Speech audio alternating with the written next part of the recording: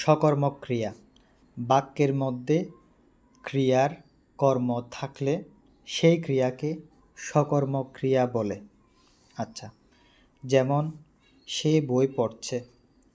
এই বাক্যে পড়ছে হলো সকর্মক ক্রিয়া, বই হলো পড়ছে ক্রিয়ার কর্ম।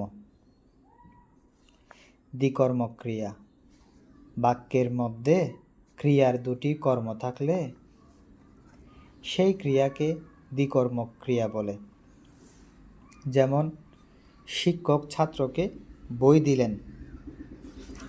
এই বাক্যে দিলেন একটি দ্বিকর্মক ক্রিয়া। কি দিলেন? প্রশ্নের উত্তর দেই মুখ্য কর্ম বই, আর কাকে দিলেন?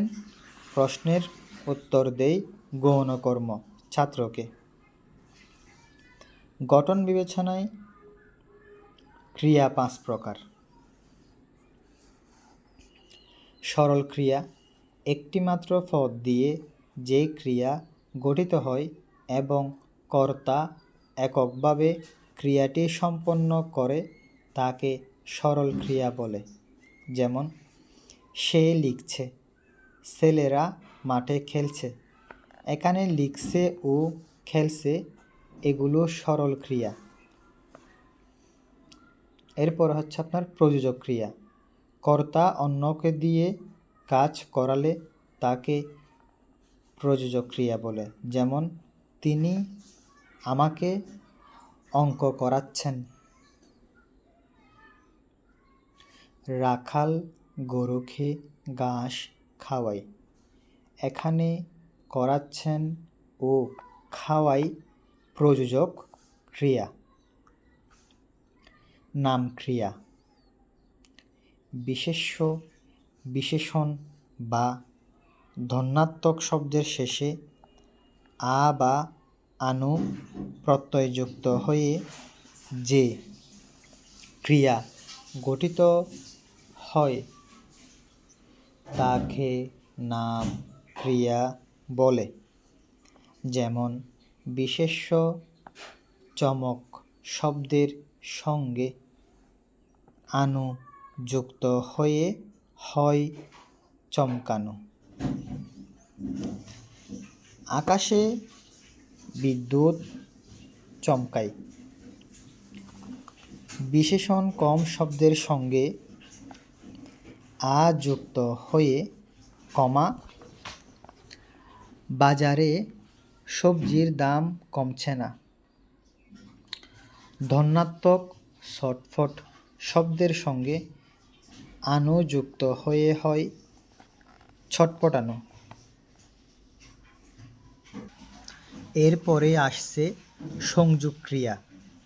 বিশেষ্য, বিশেষণ বা ধন্যাত্মক শব্দের পরে করা, কাটা, হওয়া, দেওয়া,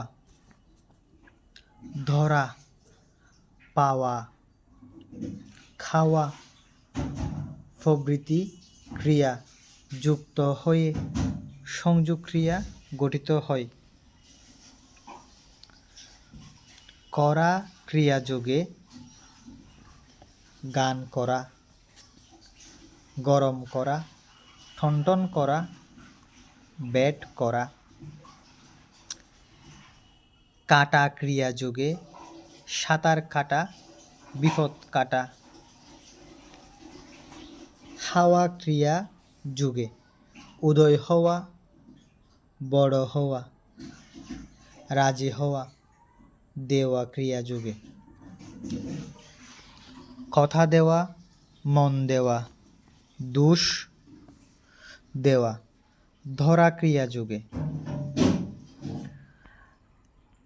ভাঙ্গন ধরা, মরসে ধরা, কেস ধরা। পাওয়া ক্রিয়া যুগে লজ্জা পাওয়া, কষ্ট পাওয়া, বৃদ্ধি পাওয়া। খাওয়া ক্রিয়া যুগে আষাঢ় খাওয়া, মার খাওয়া, ডিগবাজি খাওয়া। মারা ক্রিয়া যুগে উকি মারা, পকেট মারা।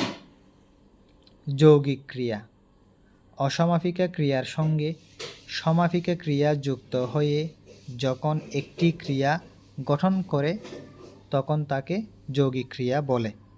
যেমন মরে যাওয়া, কমে আসা, এগিয়ে চলা, হেসে ওঠা, উঠে পড়া, পেয়ে বসা, সরে দাঁড়ানো, বেঁধে দেওয়া, বুঝে নেওয়া, বলে ফেলা, করে তোলা, চেপে রাখা ইত্যাদি। আজকে এতটুকু।